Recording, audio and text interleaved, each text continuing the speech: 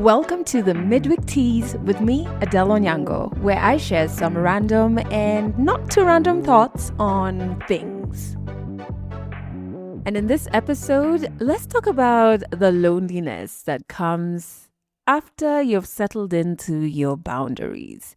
If you have been an OG member of this community, you know that I have been headstrong about boundaries.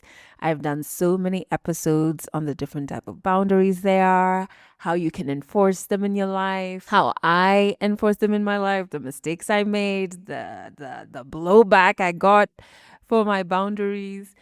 But I don't think I have adequately talked to you about the loneliness that comes in that space after you finally have gotten the hang of, having your boundaries up, right? And it comes with the after, right? We constantly talk about the moment that you set these boundaries and the courage it takes, the clarity that comes with it, the relief. But we don't talk about the after, when things go quiet and when your phone is less busy. Hey, yes, that one. Where? I'd forgotten about that one. Your phone is less busy, and then you just start wondering, I thought I had people around me. Was that just in my imagination or what? I want to talk about that in this episode, right? Now, many people think that immediately after you have your boundaries up in a healthy manner, you will get this burst of energy. But what actually happens first, at least I found with myself, is exhaustion. Hey, because you're like no longer running on adrenaline. You're no longer like filling up your time with like managing everybody else's emotions and their expectations. You're no longer like bracing for reactions because now you've settled into your boundaries. And then all of a sudden your body realizes, whoa, I'm actually really tired. And if you don't go about this in a healthy manner, you could find yourself like me facing extreme burnout because now your body is not in survival mode. It just kind of like collapses. Or you could just find that you start sleeping a lot more. You're like slower, you're struggling to concentrate. You're feeling a bit foggy or emotionally flat, or what I like to call meh. I need you to know that this is very normal after, your boundaries are healthily up. It's not regression. It doesn't mean, you've done anything wrong. I just think like your insides or your nervous system is like, whew, I can breathe. I have been racing. I am tired. We need rest. But what also comes with boundaries is a very specific loneliness, right? And it's not because you've pushed people away, but I think it happens because some of those people you pushed away were connections that were built on access. You know what I mean? So like these people had access to your time, access to your emotional labor or your emotional availability. Because you had no boundaries, you were super willing to overextend yourself. And when that access changes, because you've put up healthy boundaries, those connections or those relationships don't know how to exist anymore. And even though this is a healthy move for you, having those boundaries and stopping to, overextend or overperform, etc., even though all of that is healthy, it can feel brutal, especially when you didn't mentally prepare for the distance and the loneliness, that space comes with. You were just so focused on being healthy or feeling safe. The loneliness can check in, right? And so you start asking yourself, like, this relationship that doesn't seem to exist if I'm not overextending myself or if I'm not overperforming or doing all the emotional labor, can this relationship survive who I'm trying to be? Or can it survive a healthier version of me? And a healthier version of me has boundaries. So, for example, I'm currently experiencing that with a super close friendship. Like, I'm talking about decades close friendship.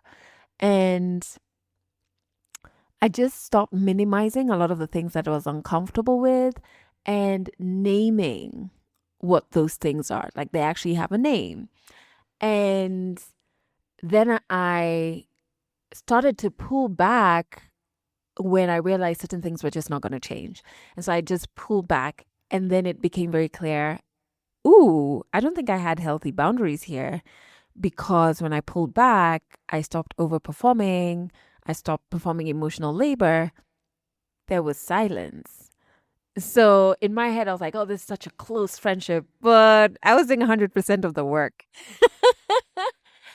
But, you know, I needed to understand, or I have acknowledged that a healthier version of me cannot have such a friendship around me, you know? And so not every relationship is meant to survive your healing. And it doesn't mean they were fake. I think it just means they were conditional. And when you start to see that for what it is, it can hurt. It can really hurt. And it can make you feel even lonelier. You know, when you're feeling hurt, especially by close relationships, be it friendships or relationships with family or romantic relationships, you just start to feel very alone, even as you grieve their ending. And I think you can do that, and you can feel the loneliness without questioning your boundaries, right? Because what I found is that when the loneliness shows up, I have to take a beat, because the immediate urge is often to fill that space. Hey, I had to recently catch myself because I wanted to pick up the phone and call the person, and I was like, whoa, whoa, whoa, whoa, whoa, madam. Hold up, hold up. This is not healthy for you anymore. You know, and so when the loneliness arrives, you might want to call them, or like text first, or explain yourself again, or soften the boundary just a little, right? And you know you shouldn't, but you're just like, wait, this silence is heavy and this loneliness is heavy. If you are in that moment, try this instead. This worked for me. Number one, go inward.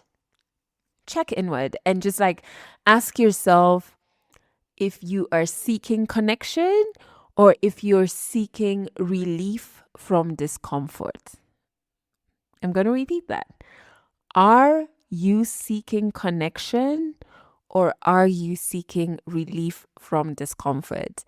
Ask yourself that question whenever the loneliness gets a lot and you feel the urge to fill up that space by softening your boundary.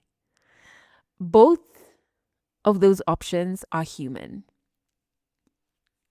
but they need different care, right? And if you're seeking connection in a relationship that you know doesn't have the capacity to give you that, why are you doing that, right? If you're seeking relief from discomfort, that relief can come from something else, not from the space that you're trying to create a bit of distance from. You know what I mean? So even as you ask yourself this question, please don't shame yourself, because both options are very human feelings, but it just gives you more clarity before you make any action to understand what is driving you in that moment. Now,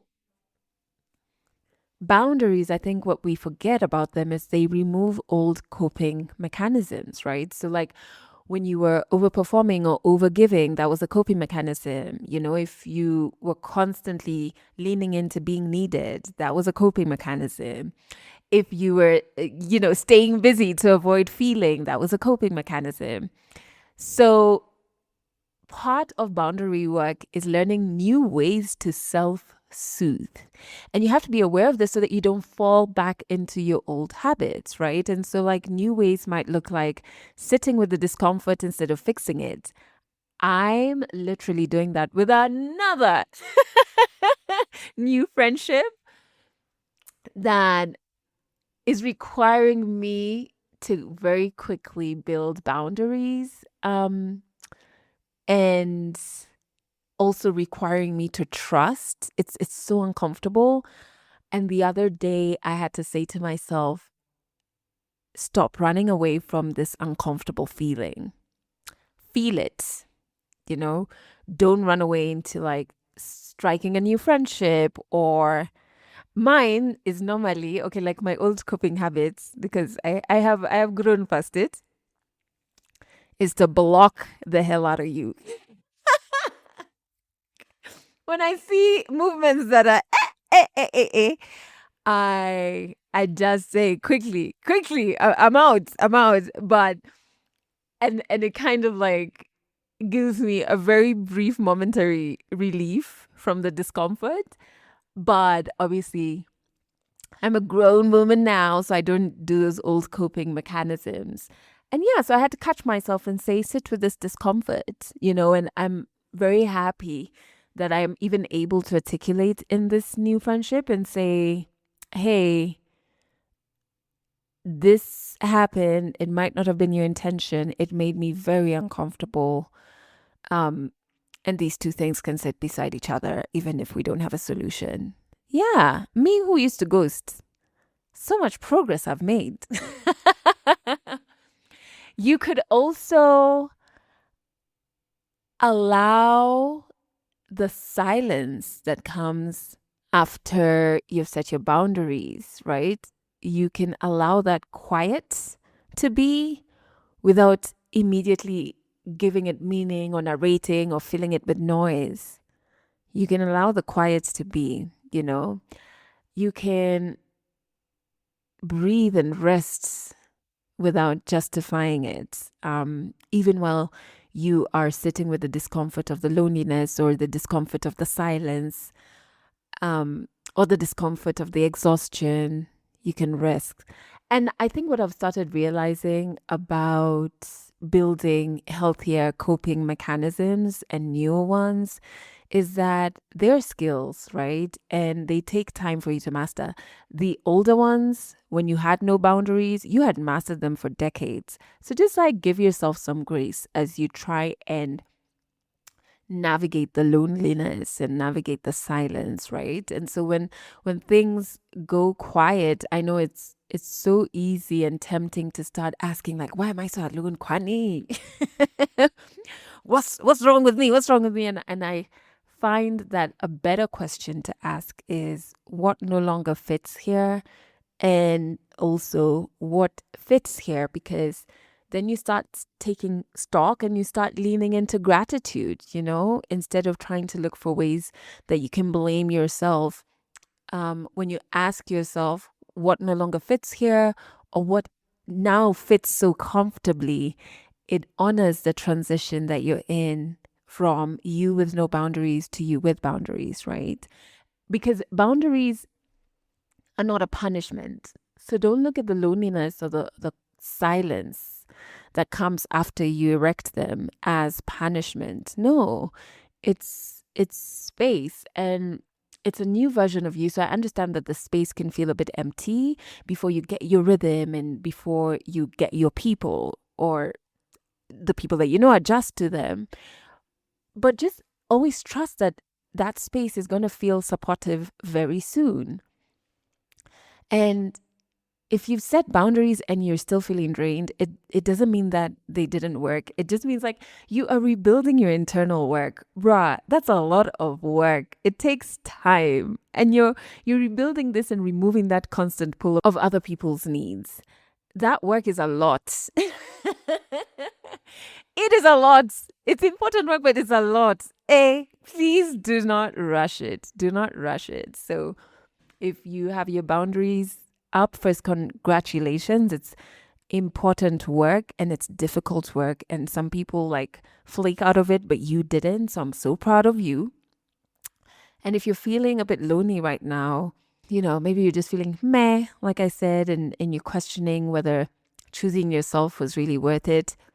You didn't make a mistake. You made a shift. And shifts take time to settle. Think about when you moved house, when you moved schools, when you moved jobs. It took you a while to settle in, right? Yeah, it's going to take you some time, so you're allowed to rest. You're allowed to miss the people without falling into old patterns. You're allowed to just trust that this space that you're building is making room for a healthier version of you and healthier relationships. And even if you can't see it yet, it's coming. I hope this episode connected with you. I do not want you to be questioning your boundaries, please. And it helps you hang in there. And if you resonated with it, make sure you share it with someone that you love. Thanks for listening to the Mid Week Tease, a Legally Clueless Africa production. Episodes go out every Wednesday, and you can learn more about us by going to legallycluelessafrica.com.